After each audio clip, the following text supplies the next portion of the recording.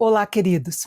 O dia do Senhor está chegando, mas a graça de Deus nunca condena o pecador sem antes dar uma oportunidade de arrependimento. Este é o assunto que abre a nossa reflexão de hoje. Pegue sua Bíblia e vamos ao segundo capítulo da nossa minissérie.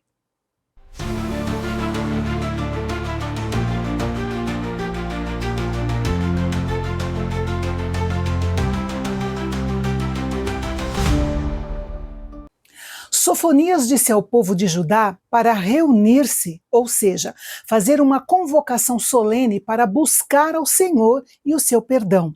Na realidade, todo o anúncio do julgamento no capítulo anterior é entendido como um aviso e um convite ao arrependimento. O tema por trás de quase todas as profecias de julgamento, e que muitas vezes não está escrito, é: isto é o que acontecerá se vocês não se arrependerem. Nestes versículos, o profeta diz à nação que se arrependa com urgência. Os dias estavam passando rápido e eles não deviam negligenciar um assunto tão importante: acertar a vida com Deus. Todos nós sabemos, pelas profecias bíblicas, o que o decreto de Deus trará contra os pecadores no dia do Senhor que se aproxima. Portanto, é de grande importância para todos se arrependerem enquanto é tempo.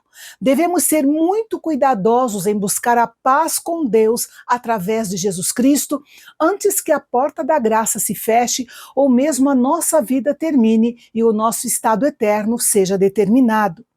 Muitas vezes, a mentira mais poderosa do diabo não é que Deus não existe ou que a Bíblia não é verdadeira. Muitas vezes, sua mentira mais poderosa é que não é preciso ter pressa. No entanto, a palavra de Deus afirma que hoje é o dia da salvação. No versículo 3, Sofonias dirigiu-se especialmente ao grupo de fiéis, ou seja, até os justos deviam estar atentos para o aviso do julgamento divino. Em um momento crítico de perigo nacional, até os justos devem buscar intensamente ao Senhor. Essa atitude poderá trazer a proteção divina em meio aos perigos e calamidades de um tempo terrível, quando Deus executa os seus julgamentos. O julgamento de Yahvé viria contra a nação pecadora de Judá, mas também viria contra as nações pagãs vizinhas de Judá. Apesar de nunca terem recebido a lei de Deus como os judeus, os gentios ainda eram responsáveis, pois Deus havia se revelado a eles por meio da criação e da consciência. Além disso, nem sempre essas nações haviam tratado os judeus com bondade, e era chegada a hora de o Senhor julgá-las.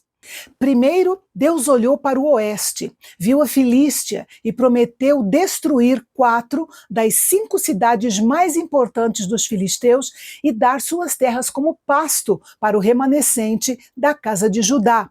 Eles haviam sido inimigos de longa data do povo de Deus e seriam responsabilizados por suas maldades.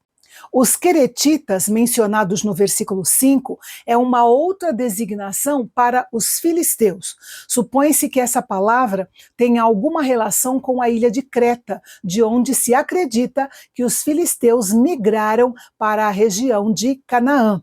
O cumprimento pleno desta profecia deve ser esperado na era messiânica, quando os reinos do mundo se tornarem o reino de Cristo.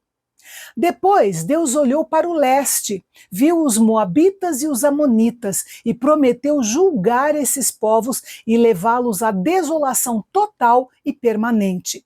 A comparação de Moabe e Amon com Sodoma e Gomorra não é surpreendente, tendo em vista a sua origem.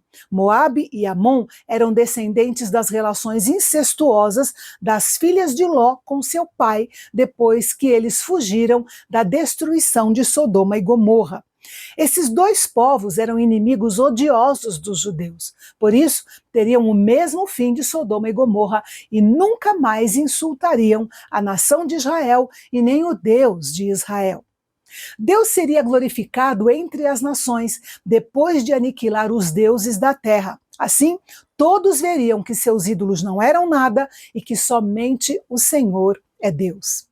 Deus então olhou para o sul, anunciando o julgamento contra a Etiópia. Os etíopes são contados entre as forças do Egito. Inclusive, alguns estudiosos acreditam que essa referência inclui o Egito, que era outro inimigo de longa data do povo de Israel. Deus completou o círculo de julgamento contra os vizinhos de Israel ao olhar para a Assíria e sua capital, Nínive, que se tornaria uma cidade desolada, adequada apenas para a habitação de animais e pássaros. Nínive se sentia forte e confiante, mas Deus faria os ninivitas comerem a poeira da derrota, conforme lemos os detalhes no livro do profeta Naum. Nabucodonosor, com seu exército, conquistaria todas essas nações sob a ordem do Senhor, como um julgamento por seus graves pecados contra Iavé e o seu povo. Note que Sofonias não menciona o motivo pelo qual as nações estavam prontas para julgamento.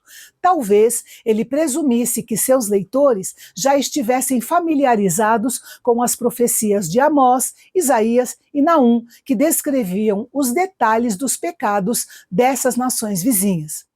Como lição prática desse capítulo, devemos reconhecer que Deus está no controle de todas as nações.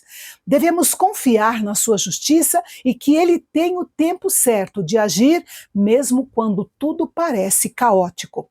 Devemos orar por um coração humilde e disposição de arrependimento, pedindo a Deus que revele áreas em nossa vida que precisam de mudança. Devemos interceder pelas nações e seus líderes para que haja justiça e que eles estejam alinhados com a vontade de Deus. E por fim, vamos agradecer a Deus por sua grande misericórdia e pela esperança de restauração que Ele dá para aqueles que permanecem fiéis a Ele.